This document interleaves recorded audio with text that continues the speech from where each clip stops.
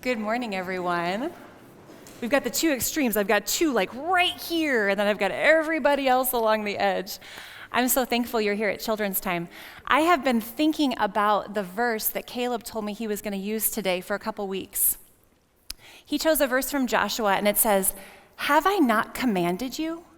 Be strong and courageous. Do not be afraid. Do not be discouraged, for the Lord your God will be with you wherever you go." These have been wonderful words to be thinking on the last couple weeks, and my brain kept going back to a little bit more than 2 years ago. It was right before COVID hit, and our church had been talking about Psalm 23. We had been adding a piece to, we were memorizing it, and I was responsible for the "even though we walk through the darkest valleys" part of that. And I visited some of your classrooms because I was curious what some of your dark valleys were. And I don't know if you remember sharing these with me or not. I've got some pictures here, and I've got pictures up on the screen too. When I visited your classrooms, you told me that some of the things that make you fearful and afraid and discouraged, you said times when you needed help and there wasn't someone there to help you. Another dark valley that you talked about was a time when a family pet died. Those pets become such a part of our family, don't they? And when they die, that can be so heartbreaking. Those are times that can make us feel afraid and discouraged. You talked about times when someone that you loved was sick, a family member or a friend. You talked about times that you were sick. And those can be times that we feel discouraged and times that we feel afraid. You shared with me about some of those animals that freak us out a little bit. Spiders and bees, dogs sometimes. And I added the word snake on here because I have a real issue with animals that don't have legs.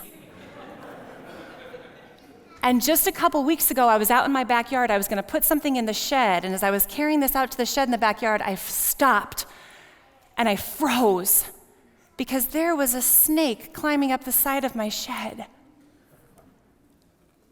And I stopped, and I started looking around, and there wasn't one snake. There wasn't two snakes. There were 3 snakes by my shed. And I panicked, and I got out my phone, and I took a video for Seth. And I said, "We're gonna have to move." And I can laugh about it now because I know in my rational mind now, like, they were just little garter snakes. And they weren't gonna hurt me, and they're doing more benefit than they are doing harm. But in the moment, they were enormous king cobras that were threatening my life. So I just want you to know that I understand this one, that these kinds of animals sometimes can be scary for us. You also shared with me about times when you heard a tornado siren, or the lights flickered off and on during a storm, or one time in particular, someone was driving home and there was flooding. Those can be scary times when we don't know what the weather's gonna do.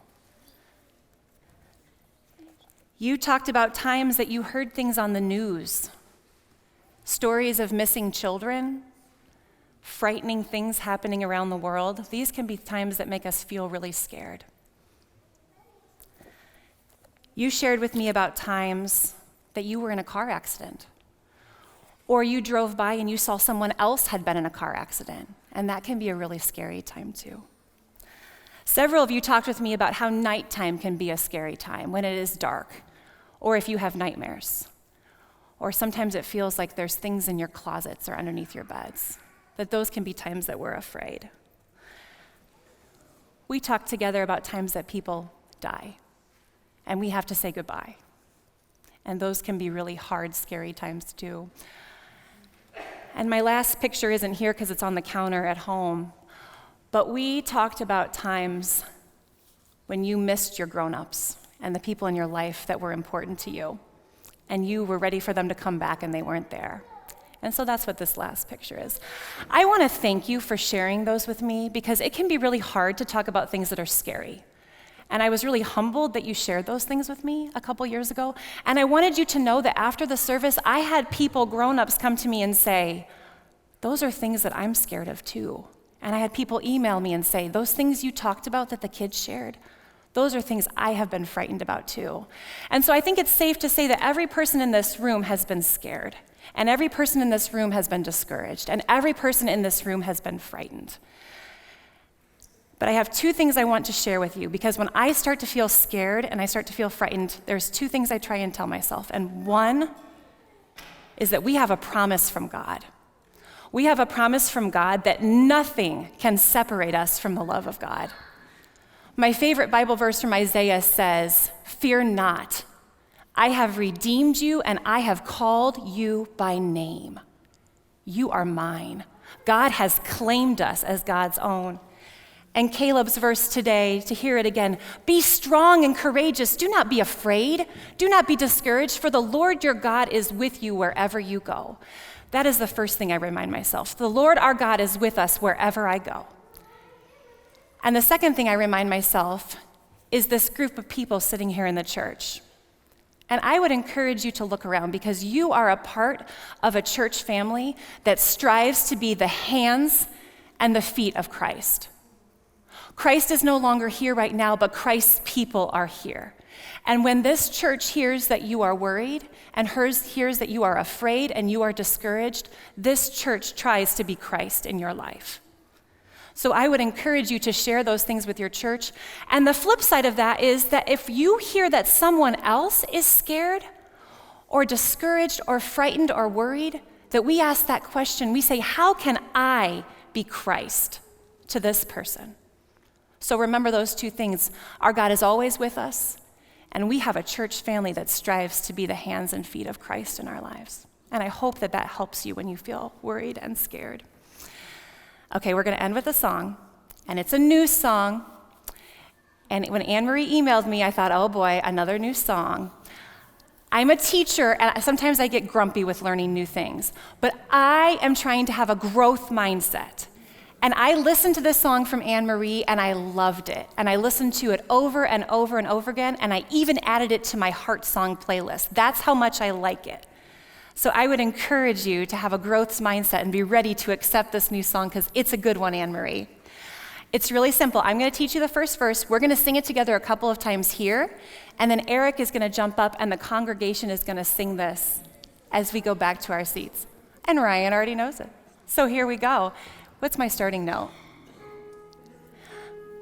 Your love is washing over me. Your love is washing over me. Your love is washing over me, and I won't be frightened anymore. I messed that up a little bit. Let's try it again. Your love is washing over me. Your love is washing over me.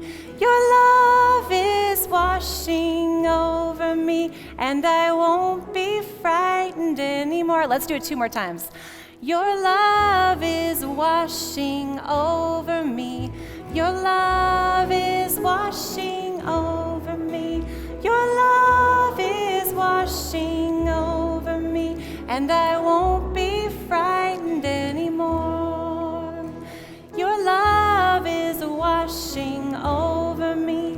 Your love is washing over me. Your love is washing over me, and I won't be frightened anymore. Amen. You can go back.